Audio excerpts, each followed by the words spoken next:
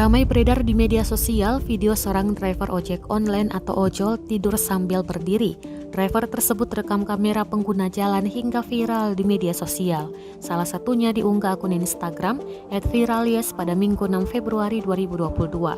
Lengkap dengan ransel delivery, driver tersebut menyandarkan kepalanya pada tiang di pinggir jalan. Dalam keterangan video, disebutkan akibat terlalu lelah hingga abang ojol ketiduran di bawah flyover. Terlihat hujan sedang mengguyur wilayah tersebut.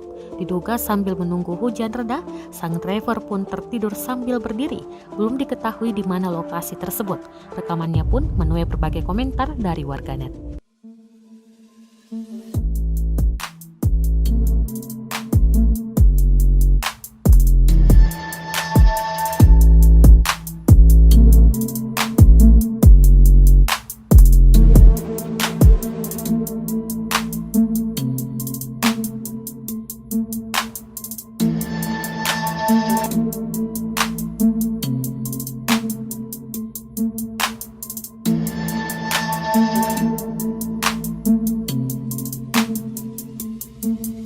Terima kasih sudah nonton.